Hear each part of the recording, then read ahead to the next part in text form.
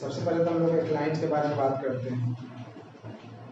जब भी तुमको एक लाइन ड्रॉ करना हो तो कम से कम कितने पॉइंट की रिक्वायरमेंट होगी।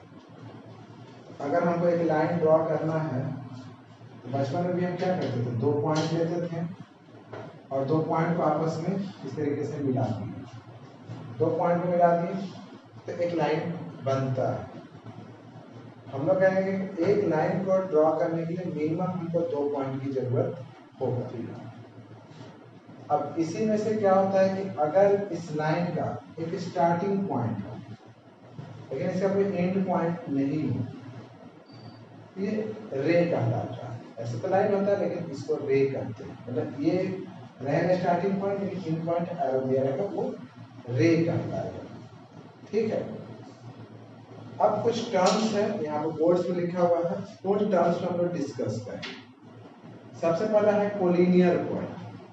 कोलिनियर पॉइंट कहने का मतलब कि आप एक लाइन लीजिए और इसे बहुत सारा पॉइंट ले लीजिए, more than 2 point, 1 point, 2 point, 3 point या 4 पॉइंट, जो भी हो। तो देख रहे हैं ए बी सी डी, ये ए बी सी डी सबके सब एक ही लाइन पर, एक स्ट्रेट लाइन पर सबका सब लाइन कर रहा है ना, तो कहेंगे कि ये कोलिनियर है। Collinear, common linear line, linear मतलब लाइन के कॉमन लाइन पर अगर सारा पॉइंट लाई करेगा तो हम उसको कोलिनियर कहेंगे। अब मान लीजिए कि मेरे पास 3 पॉइंट है, 1 2 और 3, क्या ये कोलिनियर है? क्या एक स्ट्रेट लाइन खींचेंगे तो ये तीनों उस लाइन पे आ जाएगा? ये पॉसिबल नहीं है कि एक स्ट्रेट लाइन खींचे और फिर ये तीनों पॉइंट आ जाए। तो ये कहेंगे कि ये नॉन कोलिनियर पॉइंट है। ये जो है कोलिनियर पॉइंट है, ठीक है ना, और ये नॉन कोलिनियर पॉइंट है क्योंकि इन तीनों पॉइंट को मिला करके एक स्ट्रेट लाइन खींचना पॉसिबल नहीं है। हाँ, अगर मान लीजिए ऐसे इस तरीके से दिया हुआ और ऐसे हम लाइन खींच दें तो हम कहेंगे कि ये कोलिनियर पॉइंट है। तो कोलिनियर पॉइंट का मतलब वो सारा पॉइंट जो एक ही लाइन पर लाई करे। नॉन कोलिनियर पॉइंट मतलब एक लाइन पर लाई नहीं करे, उससे ज्यादा लाइन हो सकती है। उसका है कॉन्करेंट लाइन। कॉन्करेंट लाइन कहने का मतलब है कि आप क्या कीजिए ना कि सिंपल सा एक पॉइंट लीजिए, एक पॉइंट लिए, यहां से एक लाइन को पास करा दिए, दूसरा लाइन लिए उसको भी इसी पॉइंट से पास करा, तीसरा लाइन लिए उसको भी इसी लाइन से इसी पॉइंट से पास करा। ये सारा लाइन में क्या खासियत है? सारा लाइन में खासियत है कि सबका सब एक कॉमन पॉइंट से होके पास कर रहा है। That is called concurrent line. All the line passes through a common point. If all the line passes through a common point, then it's called a concurrent line. ये सब का सब क्या है? Concurrent line है। क्लियर? Concurrent line समझ में आया? जैसे अगर मान लीजिए एक लाइन खींचे, 2 लाइन खींचे, क्या ये concurrent है? सब कॉमन पॉइंट से पास कर रहा है? नहीं, तो ये concurrent नहीं है, ये concurrent line है। क्लियर? अब आते हैं एंगल की बात करते हैं। एंगल का मतलब होता है कोण। कोण आप जानते हैं कि आप घर में भी देखिएगा ना कि कोण कब बनता है, कोना बनता है ना, कोना हम करते हैं। तो कोना बनाने के लिए कम से कम कितना दीवार चाहिए? क्या एक दीवार से हम एक कोना बना सकते हैं? कहीं पे एक सिंगल दीवार खींचा हुआ, लेट्स ऐसे दीवार है, क्या यहाँ पे कोई एंगल बन रहा है? नहीं। एक एंगल बनाने के लिए कम से कम आपको 2 वाल चाहिए। एक वाल यहाँ से खींचिए, दिखाई दे रहा है, यहाँ पे एक एंगल बन गया। तो एक एंगल बनाने के लिए आपको कम से कम कितना लाइन चाहिए? 2 लाइन चाहिए। ये 2 लाइन लिए एक एंगल बन गया। अब मान लीजिए इसका नाम दे देते हैं ओ ए और इसको दिए बी। ओ ए और ओ बी को आर्म्स कहते हैं। इसको हम लोग क्या कहते हैं? आर्म्स। ये जो बचा है ये बना है, इसको हम लोग एंगल कहेंगे। ओ ए और ओ बी ये 2 आर्म्स है। इस 2 आर्म से इस एंगल का फॉर्मेशन हुआ। ये जो पॉइंट है जहां पे एंगल बना हुआ, उस पॉइंट को वर्टेक्स करते हैं। जिस पॉइंट पे लाइन एंगल बनता है उसी पॉइंट को हम वर्टेक्स करते हैं। जैसे अगर हम एक ट्रायंगल ले लें, लेट्स ए बी सी। तो यहाँ पे आर्म्स कौन कौन सा है? ए बी बी सी, तीन साइड या तीन आर्म्स। एंगल कितना है? एक एंगल। इस एंगल का नाम लिखना होगा तो देखो ये एंगल किस दो साइड से मिलकर बना हुआ है? ये एंगल ए बी और ए सी से मिलकर बना हुआ है। इसका जब नेमिंग करेंगे तो लिखेंगे बी ए सी या सी ए बी। उसी तरह से इस एंगल का नेमिंग करें तो ए बी सी या सी बी ए, और उसी तरह से इस एंगल का नेमिंग करें तो ए सी बी या बी सी ए। हो गया। तो ये एंगल, थ्री एंगल है। वर्टेक्स, ये पॉइंट ए वर्टेक्स हो गया, बी वर्टेक्स हो गया, सी वर्टेक्स हो गया। क्लियर? अब आते हैं कि जो एंगल हम लोग ड्रॉ करते हैं on the basis of their measurement. तो हो सकता है कि कोई एंगल 60 डिग्री का हो, कोई 30 डिग्री का हो, कोई 90 डिग्री का हो, कोई 130 का हो। तो on the basis of measurement there are different types of angle. उसमें सबसे पहला आता है एक्यूट एंगल, कि अगर कोई भी एंगल हो, देखो सिंपल से ऐसे लेते हैं, एक स्ट्रेट लाइन ले लो ये, ठीक, और यहां से अगर हम स्ट्रेट ऐसे लाइन खींचते हैं ना तो ये 90 डिग्री बन गया। ऐसे खींचेंगे कितना डिग्री बन गया? 90। तो ये एंगल, अगर एंगल का मेजरमेंट 90 डिग्री हो तो इस एंगल को राइट एंगल कहते हैं। अगर एंगल का मेजरमेंट 90 डिग्री हो, मतलब यहां से देखो ऐसे चलता है एंगल, यहां से ऐसे चला, ऐसे चलते चलते यहां आया, कितना हो गया? 90। तो 90 डिग्री अगर हुआ तो उसको हम लोग क्या कहेंगे? Right angle. लेकिन 90 से थोड़ा सा पहले रुक गया, थोड़ा सा एकदम माइनर, तो 90 से कम और 0 से बड़ा कोई भी एंगल तो उसको हम लोग कहते हैं एक्यूट एंगल। एक्यूट एंगल का मतलब होता है मोर देन 0, लेस देन 90 या 90 से कम। एनी एंगल लेस देन 90 आप उसको कह सकते हैं कि वो एक्यूट एंगल होता है, मतलब कि लेस देन 90 डिग्री। और ये कितना होता है?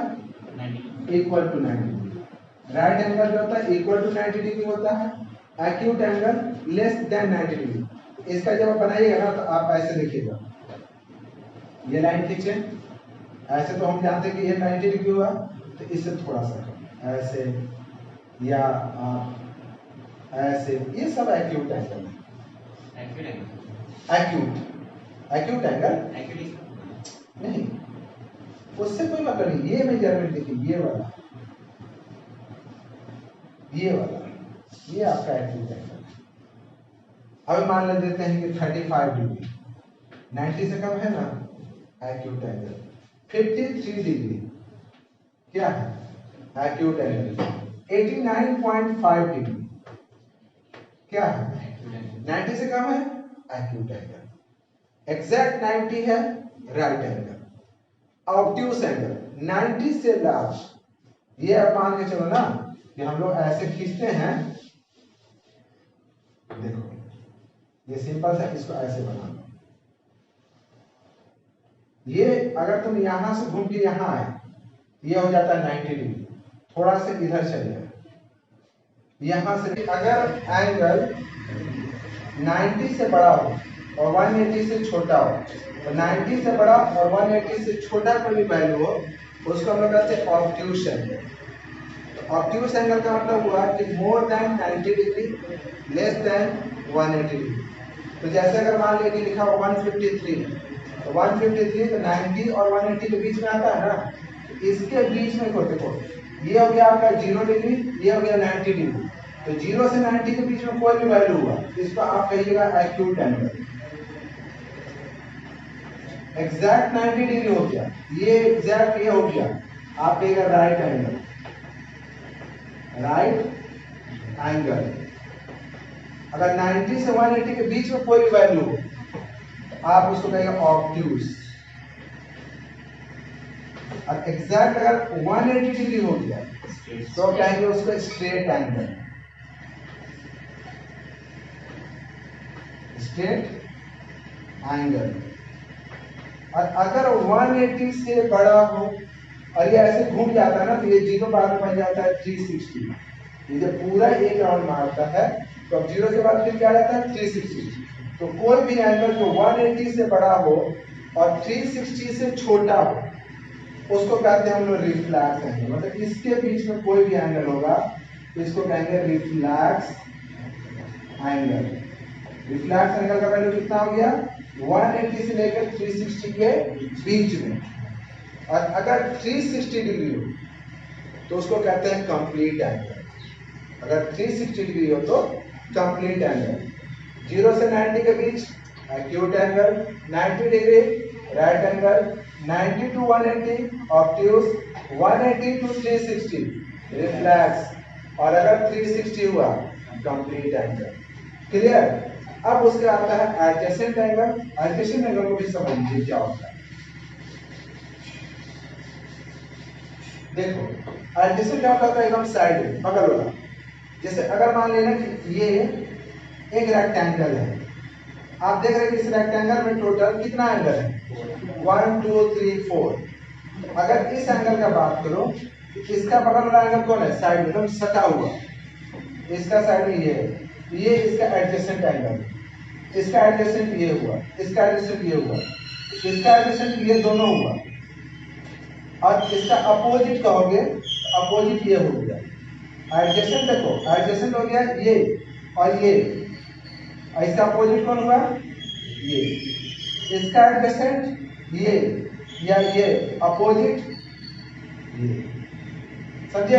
एडजेसेंट और अपोजिट एंगल। और अगर ऐसे किया हुआ मान लो कि इस तरीके से, यहाँ दो एंगल बना हुआ है ना, ये दोनों अपने सटा हुआ है एकदम, इन दोनों कहेंगे एडजेसेंट एंगल। ये दोनों एंगल आपस में क्या है एडजेसेंट एंगल। क्लियर? उसी तरीके से लीनियर पेयर क्या होता है, तो लीनियर पेयर कहने का मतलब हुआ कि आप एक स्ट्रेट लाइन लें, स्ट्रेट लाइन ले लिए, यहाँ पर दो एंगल बन गया, एक इधर और एक इधर, इन दोनों एंगल को कहेंगे लीनियर पेयर। इस दो पेयर बना, पेयर का मतलब होता है दो, यहाँ पर दो एंगल बना, और ये दोनों एंगल देख रहे हो कि ऐसे गोल घुमा देंगे तो सेमी सर्कल बन जाएगा, इसको कहते हैं हम लीनियर पेयर। कहीं भी आप ले सकते हैं, एक स्ट्रेट लाइन ले लीजिए, आप ऐसे ले लीजिए, ये एंगल को क्या कहेंगे हम लीनियर पेयर। और लीनियर पेयर का सम 180 डिग्री होता है, इन दोनों एंगल का सम हमेशा 180, तो लीनियर एंगल का सम 180 होता है। एक होता है vertically opposite angle. Vertically opposite angle के लिए अब आप थोड़ा सा और आगे आइए, तो दो लाइन लीजिए। अब बताइए यहाँ पर कितना एंगल बन रहा है टोटल, एक एंगल यहाँ बन रहा है, यहाँ बन रहा है, यहाँ बन रहा है और यहाँ बन रहा है। वर्टिकली अपोजिट कहने का मतलब कि ये अगर एंगल है इसका वर्टिकल अपोजिट ये हुआ, इसके सामने वाला, ये दोनों वर्टिकल अपोजिट है, मतलब ये ऐसा वर्टिकल अपोजिट कौन हुआ ये। वर्टिकल अपोजिट एंगल इक्वल होता है। अगर मान लें कि ये 60 डिग्री है, इसके नीचे कितना डिग्री हुआ, इसका वर्टिकल अपोजिट इधर होगा वो ना, इसका वर्टिकल अपोजिट ये वाला, इसका वर्टिकल अपोजिट है, इसका वर्टिकल अपोजिट है, मतलब जितना ये होगा उतना ही ये होगा, जितना ये होगा उतना ही ये होगा। क्लियर? उसके अलावा भी बहुत सारे एंगल सप्लीमेंट्री और कॉम्प्लीमेंट्री है, उसको हम सेपरेटली पढ़ेंगे। तो कुल मिलाकर के आप पढ़ें कोलिनियर पॉइंट। कोलिनियर पॉइंट मतलब कोई भी ऐसा पॉइंट जो एक ही लाइन पर लाई करता है। कॉन्करेंट लाइन जो सारा लाइन एक कॉमन पॉइंट से पास करे, एक ही लाइन पर अगर सारा पॉइंट लाई करे तो कोलिनियर पॉइंट एक ही पॉइंट से सारा लाइन पास करे, concurrent line. Angle arms vertex हो गया। एक्यूट एंगल ऐसा एंगल जिसका मेजरमेंट 0 से 90 के बीच हो। राइट एंगल जिसका मेजरमेंट 90 डिग्री हो। ऑब्ट्यूज जिसका मेजरमेंट 90 से 180 के बीच हो। स्ट्रेट एंगल जिसका मेजरमेंट 180 डिग्री हो। रिफ्लैक्स एंगल जिसकी मेजरमेंट 180 से 360 के बीच हो। एडजेसेंट, एडजेसेंट मतलब एकदम साइड में, जैसे यहाँ पे हम खड़े हैं इस कॉर्नर पे, इसका एडजेसेंट वो वाला हो गया, वो वाला हो गया। और इसका अपोजिट कौन हुआ, वो। उसका एडजेसेंट कौन हुआ, तो उसका वो और ये अपोजिट ये। ठीक, लेकिन अगर मान लीजिए यहाँ पे दो एंगल बना है, इसके बगल वाला कौन है सटा हुआ, ये एडजेसेंट हो गया। Clear? Linear pair, linear pair का मतलब एक स्ट्रेट लाइन ऐसे खींचे, ये दोनों कहलाएगा लीनियर पेयर। ये कुछ बेसिक टर्म्स था जो आगे हम लोग यूज करेंगे या इससे रिलेटेड क्वेश्चन बनाएंगे। ठीक है ना? ठीक है।